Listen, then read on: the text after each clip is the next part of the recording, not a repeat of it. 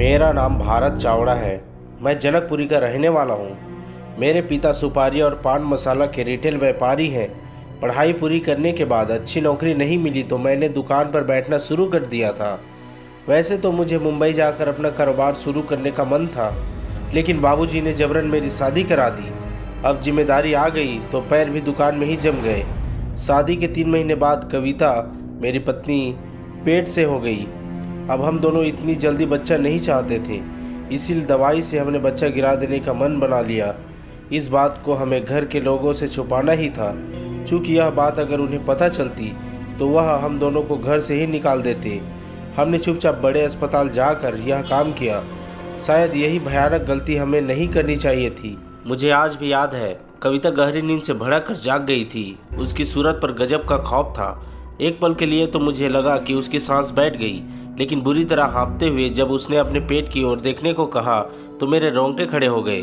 उसका पेट बुरी तरह नीला पड़ चुका था और बार बार फूल रहा था, फिर बैठ जाता। मैंने गौर से देखा तो उसकी त्वचा पर कभी नन्हे शिशु के पंजे तो कभी उसका छोटा सा चेहरा उभर आता। वह एक दिल दहला देने वाला मंजर था। हमें समझ नहीं आ रहा था कि गर्भ गिराने के बाद यह कैसे विचित्र घटनाएं हो रही थी। धीरे धीरे बात हद से ज़्यादा बढ़ने लगी। अब वह डरावना सिलसिला हर दूसरे दिन होने लगा। कविता की तबीयत दिन प्रतिदिन खराब होती चली गई। उसका वजन भी बेहद गिरने लगा। यह सब देखकर मेरी माँ ने हम दोनों की क्लास ली। थोड़ी देर आनाकानी करने के बाद कविता ने रोते रोते सब सच बता ही दिया। तब मेरी माँ ने उसे तो कुछ न कहा, लेकिन मुझे करारा चांटा मारा। माँ ने उसी वक्त हमारे गुरुदेव को फ़ोन किया। उन्होंने घर पर आकर साफ साफ बताया कि भ्रूण हत्या का घोर पाप चढ़ा है। आपकी संतान प्रेत योनि में गई है। कई हजार वर्ष भटकने के बाद उसे मनुष्य शरीर मिलने वाला था। आप दोनों के कुकर्म के वजह से उसे वह सारे फेरे फिर से लेने होंगे, इसलिए वह आप दोनों पर बार बार मरण तो वार करेगी।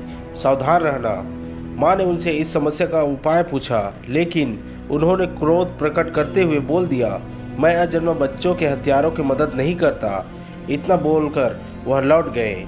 इस वाक्य के करीब 1 हफ्ते बाद मेरी कविता बाथरूम में लहूलुहान पड़ी हुई मिली। मैंने उसे तुरंत अस्पताल में भर्ती कराया। डॉक्टर ने बोला गर्भपात की वजह से रिएक्शन हुआ है। अब कविता कभी माँ नहीं बन पाएगी। हम दोनों अंदर ही अंदर समझ रहे थे कि किस पाप की सज़ा मिल रही है।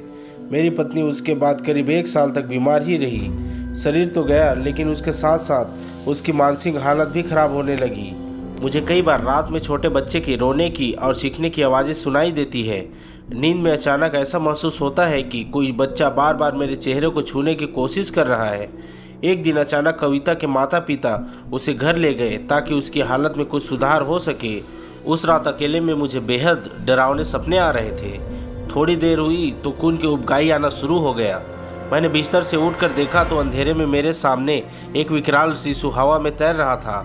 मैं यह सब देखकर बौखला गया। मैंने जोर की चीख लगाई और बेडरूम से बाहर गया। घबराहट के मारे मेरा पैर फिसला और मैं सीढ़ी से नीचे गिर गया। अगले दिन जब मुझे होश आया तब डॉक्टर ने सॉरी बोलकर यह बताया कि आपके पेट के निचले हिस्से में गहरी चोट लग गई है। आप अब कभी पिता नहीं बन सकते। हम दोनों पति पत्नी अब मौत के इंतजार में जी रहे हैं। उस नवजात बच्चे के प्रेत का अगला वार कब होगा, इसी डर के साए में पल पल गुजरता है। दोस्तों, ऐसे मज़ेदार वीडियो के लिए हमारे चैनल को लाइक, सब्सक्राइब और शेयर करना ना भूलें। धन्यवाद।